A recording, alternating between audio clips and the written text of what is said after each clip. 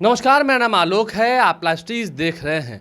आज बाबा साहब भीमराव अम्बेडकर की जयंती है। तारीख है 14 अप्रैल और बीजेपी ने अपना संकल्प पत्र जारी किया है, घोषणा पत्र जारी किया। देखिए, तमाम जितनी पॉलिटिकल पार्टीज़ हैं वो इस चुनावी समर में उतरने से पहले अपना घोषणा पत्र जारी कर रही हैं। कांग्रेस पार्टी ने एक सप्ताह पहले ही अपना घोषणा पत्र जारी कर दिया है। इसके अलावा बीजेपी ने आज जारी कर दिया है। आरजेडी हो, समाजवादी पार्टी हो, सभी पार्टियों ने अपने अपने मैनिफेस्टो जारी कर दिए हैं। हमारे साथ रवि उपाध्याय जी हैं, बिहार के वरिष्ठ पत्रकार हैं। बीजेपी ने, नरेंद्र मोदी ने आज 14 अप्रैल के दिन, बी आर अम्बेडकर जी की जयंती के दिन, आज चैती छठ भी है। अगर बिहार की परंपराओं को देखें तो काफ़ी शुभ दिन है। उन्होंने अपना संकल्प पत्र जारी किया है। किसानों के लिए बात कही है, गरीबों को मुफ्त अनाज देने की बात कही है। बहुत सारे मुद्दे पर उन्होंने अपनी बातें रखी हैं। हम विस्तार से आपसे जानेंगे क्या क्या बातें हुई हैं। देखिए, सबसे पहले बड़ी बात आलोक जी, नरेंद्र मोदी की का जो संकल्प पत्र है, जो उनका घोषणा पत्र कह लीजिए, जो उनका वादा है भारतीय जनता पार्टी का, उसमें स्पष्ट रूप से वह कहते हुए गरीबों को मिल रहा उनका हक, भ्रष्टाचारी जा रहे हैं जेल, और यही है मोदी की गारंटी। ये बड़ी बात है। तो अब देखिए, जो संकल्प पत्र है उसमें क्या है, युवा, महिलाओं, किसानों और गरीबों को का मुख्य मुद्दा उसमें है। तो ये बड़ी बात है, उन दिखाई पड़ रही है। भ्रष्टाचार को लेकर वो जो है सो जितने सख्ती के साथ हैं, तो वह नरेंद्र मोदी का वह संकल्प पत्र में दिखाई पड़ता है। कहते भी रहे हैं कि जो ईडी और सीबीआई कार्रवाई कर रही है वो कार्रवाई करती ही रहेगी। भ्रष्टाचारी जो है वो जेल की सलाखों के पीछे जाएंगे। और साथ ही कहा है कि आने वाले दिनों में स्पेस, एआई, क्वांटम और हाइड्रोजन सेमीकंडक्टर और ईवी टेक्नोलॉजी से भारत को अग्रणी बनाएंगे। तो यह एक आगे आने वाले 2024 के बाद माने जो विकसित भारत की बात हो रही है, उस पर उन्होंने फोकस्ड किया है। कैसे विकसित भारत बनेगा, तो इसके लिए स्पेस, एआई, क्वांटम और जो है सो हाइड्रोजन और सेमीकंडक्टर, ईवी टेक्नोलॉजी पर फोकस्ड है ये संकल्प पत्र। तो हाँ, एक तो उन्होंने ये भी कह दिया है कि गरीबों को मुफ्त अनाज हम देंगे। गरीबों को मुफ्त अनाज देने की बात की, अगले 5 साल के एजेंडे में वो भी शामिल है। तो ये भी एक बड़ी उपलब्धि, क्योंकि कोरोना काल में हमने देखा था 80 करोड़ देशवासियों को नरेंद्र मोदी ने अनाज दिया था। बिल्कुल, तो वह तो अनाज तो देने का वो तो चल रहा है, उसको और बेहतर ढंग से उसको क्रियान्वयन किया जाएगा और 2047 तक ऊर्जा के क्षेत्र में आत्मनिर्भरता को प्राप्त करेगा। ऊर्जा, एनर्जी के क्षेत्र में उन्होंने कहा है कि हम इलेक्ट्रिसिटी बनाएंगे, बेचेंगे भी, यानी कि ये भी एक स्कोप होगा। और घर में जो इलेक्ट्रिक व्हीकल होंगे वो चार्ज भी हो जाएंगे। और आने वाले समय में रेलवे और एयरपोर्ट को और डेवलप किया जाएगा और विकसित किया जाएगा। अच्छा, अब उसमें जैसे वेटिंग की रूम की सुविधा व्यवस्था और बढ़ेगी। एयरपोर्ट में हाईवे और मेट्रो जो कार्यक्रम बन रहा है वो सब बनते रहेगा। यह एक बड़ी बात। दूसरी आपको बता दें कि घोषणा पत्र में 2024 से 2014 तक भारत देश का जो 11वीं बड़ी अर्थव्यवस्था रहा है, इस पर भी फोकस किया गया है। और 10 वर्षों में ही भारत 11वें से 5वें पैदान पर, 5वें स्थान पर विश्व के स्तर पर आया है। यह एक बात दिखाई पड़ी है। मोदी की गारंटी की बात की जा रही है। मोदी की गारंटी आप बताइए ना, पहले हम चर्चा करते हैं कितनी मजबूत है। देखिए, मोदी की गारंटी तो मजबूत है ही है, उसमें तो कहीं कोई दिक्कत नहीं है। जैसे सूर्य घर बिजली योजना लॉन्च होगी, घर में बिजली मुफ्त होगी, हर घर को माने घर में बिजली मुफ्त होगी। ये है, एक्स्ट्रा बिजली से पैसे भी मिलेंगे। ये है जो बिजली बनाए जाएंगे सौर ऊर्जा से। हाँ, मुद्रा योजना की सीमा जो है सो 10 लाख से बढ़ाकर 20 लाख की गई है। दिव्यांग साथियों को, माने जो हैंडीकैप्ड कह लीजिए, उनको दिव्यांग साथियों को पीएम आवास योजना में प्राथमिकता दी जाएगी। ट्रांसजेंडर जिसको हम लोग कहते हैं, तो वह उसमें जो है सो आयुष्मान भारत योजना के दायरे में उनको लाया जाएगा। यह एक बात है। बुजुर्गों के लिए भी कहा गया कि जो 70 साल से ऊपर की उम्र के लोग हैं, उन्हें आयुष्मान भारत के अंतर्गत उन्हें मुफ्त में स्वास्थ्य व्यवस्था दी जाएगी, दवाइयाँ दी जाएंगी निश्चित रूप से। और देखिए, भारतीय न्याय संहिता भी लागू होगी। 1 नेशन 1 इलेक्शन और कॉमन इलेक्टोरल रोल, तो वह जो है सो उसकी भी व्यवस्था की जाएगी। और साथ ही मोदी की गारंटी का वादा भी किया गया है। वो क्या है? भ्रष्टाचार के खिलाफ। भ्रष्टाचार के खिलाफ मोदी की गारंटी के, और सरकार इस मुहिम को और सख्ती से लागू करेगी। आने वाले समय में इसको और सख्ती और भी कड़ाई होगी मोदी की गारंटी की अच्छा, बात। इसी पर एक आपसे सवाल पूछते हैं। मोदी की गारंटी तो उन्होंने दी है, मोदी की गारंटी को लेकर उन्होंने कहा कि मोदी की गारंटी की भी गारंटी है कि वो काम हो जाएगा। बिल्कुल।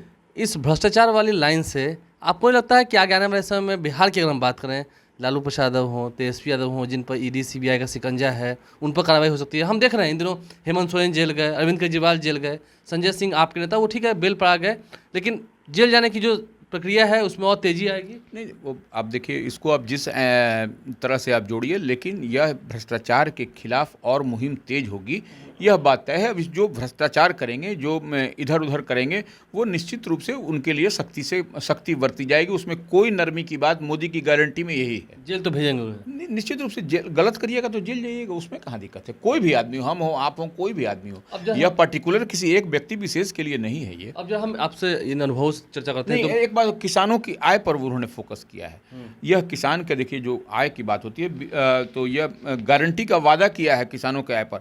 हर वंचित वर्ग को वरीयता, माने उसमें वरीयता दिया जाए वंचित वर्ग को, और 2025 को जनजातीय गौरव वर्ष के रूप में घोषित किया जाएगा।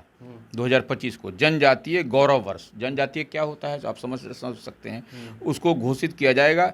एकलव्य स्कूल, पीएम जनमन, वन उत्पादों में वैल्यू एडिशन और इको टूरिज्म को बढ़ावा दिया जाएगा। यह बात, इको टूरिज्म तो इको पर तो सब चीज़ देखिए, आप देख रहे हैं कि इलेक्ट्रिक व्हीकल ये वो सब चल रहा है। तो ये सरकार का ओबीसी, एससी और एसटी समुदाय को जीवन के हर क्षेत्र में सम्मान दिया जाएगा, अपने मैनिफेस्टो में इसको वादा किया गया। तो यह बड़ी बात है। और विश्व भर में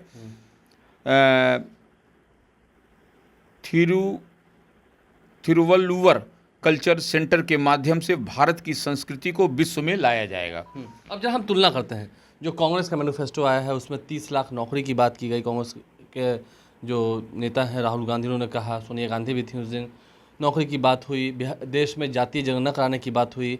तो मोदी की गारंटी वाली इस घोषणा पत्र से कांग्रेस की गारंटी वाली उस घोषणा पत्र में कितना अंतर है? क्या आपको फर्क दिख रहा है? देखिए, तो कह दिया कि 1 करोड़ नौकरी देंगे। देखिए, यह देखिए ठीक है, 30 करोड़, 1 करोड़, यह सब 30 लाख, यह सब तो एक बात है। जब धरातल पर क्या उतरता है, सरकार किसकी केंद्र में बनेगी? स्टेट में कोई भी क्षेत्रीय पार्टी, रीजनल पार्टी अगर मैनिफेस्टो जारी करती है तो उसका मतलब क्या है, यह तो हम नहीं समझ पा रहे हैं। ये क्षेत्रीय दल के लोग ही समझ। कोई औचित्य नहीं है। बिल्कुल। अब देखिए, अब भारतीय जनता पार्टी का जो भी, आप किसी भी घटक दल की ओर से कोई मैनिफेस्टो दिखाई पड़ा? नहीं दिखाई पड़ा।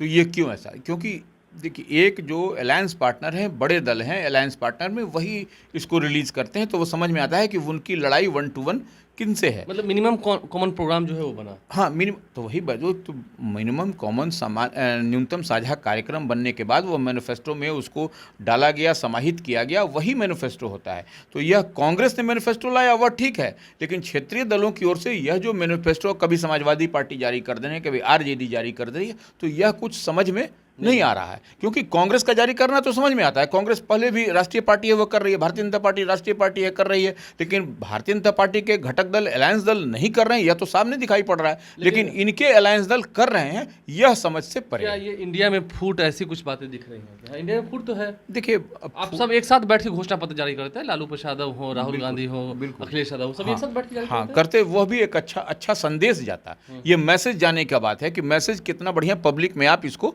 दे पाते हैं। तो यह चीज़ कहीं ना कहीं इंडिया ब्लॉक में कमी दिखाई पड़ती है, यह बात है। और देखिए, सबसे बड़ी बात एक और मोदी की गारंटी में है, संकल्प पत्र में क्या गया है, सरकार ने लखपति दीदी के तहत देश की लाखों महिलाओं को सशक्त किया है।